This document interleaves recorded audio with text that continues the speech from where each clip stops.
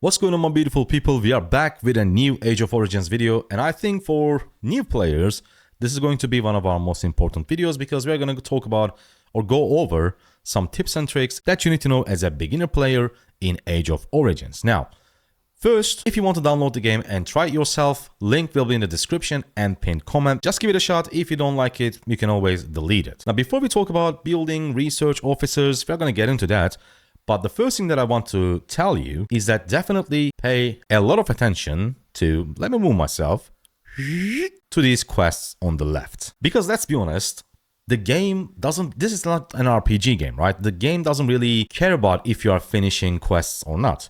The only reason why it's giving you these quests is that it can introduce you different game modes, so you know the mechanics or what you need to do in different certain things in the game. It's trying to give you a head start, giving you, let's take a look at it, some gold, recruitment speed ups, commander XP, officer XP, like a bunch of goodies so that you can have an easier time starting the game. So make sure to go over every single quest and let the game guide you. I think it's quite important. And of course, when you finish all these quests on your screen, you claim the big reward. And what's going to happen is you are going to complete a quest line, but a new one will be here so you can get even more things. So before wandering in the game, taking a look at this huge world map, bunch of officers, whatever, make sure to progress on your quest line so you can get a lot of stuff for free.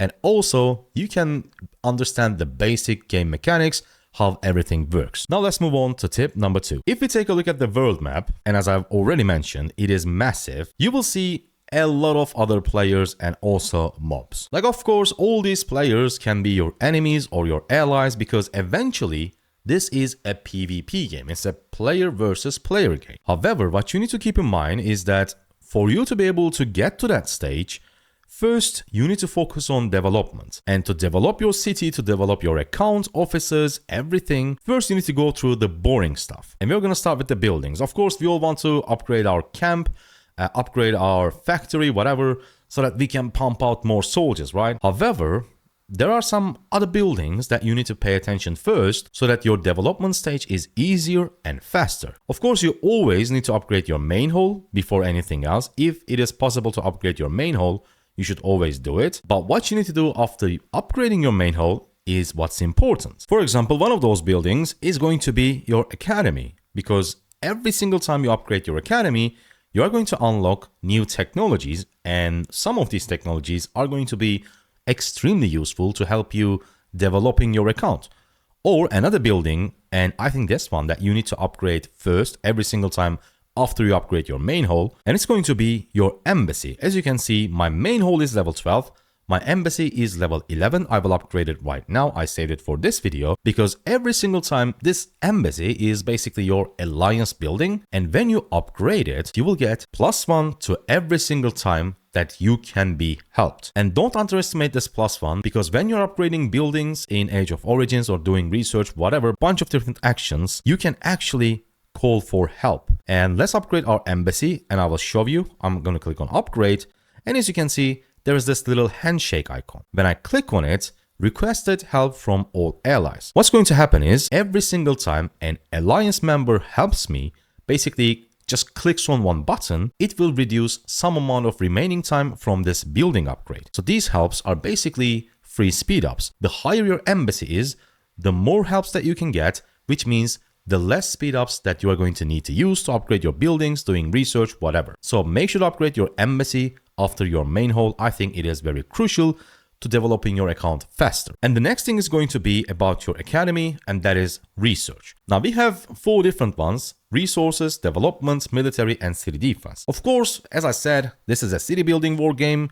It's a PvP game. We want to upgrade our city defense, military, whatever. Yes, but eventually, after we upgrade our development and resources, because for us to be able to fight well against other players, we first, of course, need to develop our city. And that's why instead of these military technologies, even though they look super cool, I would say go for development and resources, and then you can focus on the military side. Now, the next tip is kind of related to your buildings and research, and it's going to be about officers. If we go to our command center and take a look at our officers, we have directors, strategists, drill masters, and warfarers. In here, I think just like you're building and research, the last thing that you are going to focus is going to be the warfare ones, because these are good against other players. But in earlier stages, what you really need is officers that will help you develop your account faster. Our next tip is going to be related to officers again. If we click on this command center, you will see something called Appoint. This is super important, because what you can do here is that you can appoint some of the officers that you own, and from here you will get some certain bonuses that will help you a lot. For example, for this director slot, I do have Dark Gray, and what it does is it gives me extra research speed, almost 15%, and processing level 1, which is resource output, extra 3.57%.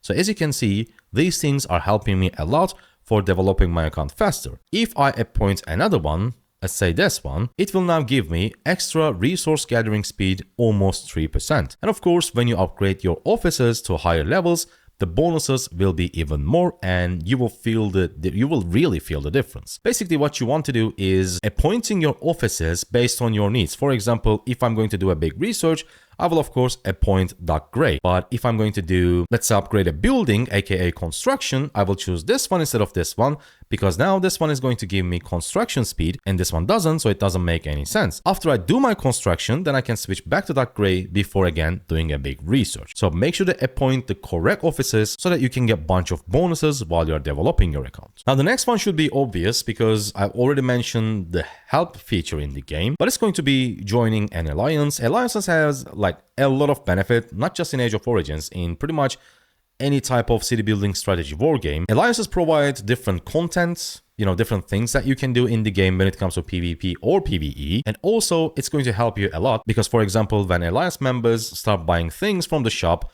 you will get certain chests.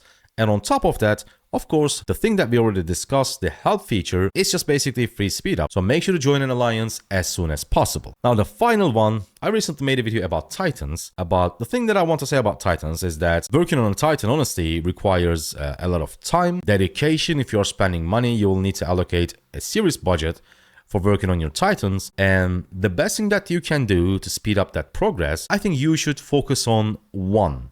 Select one of them and put all your focus to one. Like when you think, okay, this Titan is in a really good spot, then you can switch to the next one. I would say don't try to upgrade your Titans simultaneously, because then I think it will hinder your progress, your overall return from the Titans. Instead, pick one, focus on that, and when you're satisfied with that Titan, you can switch to the next one. There are a lot of players actually working on both Titans at the same time. Eventually they become, like, both of them becomes mediocre instead of having a Titan that is in a really, really good spot. Hope you guys liked it. Hope you guys enjoyed it. Make sure to download Age of Origins from the link in the description or pinned comment. I'll see you on the next video. Thank you for watching. Goodbye.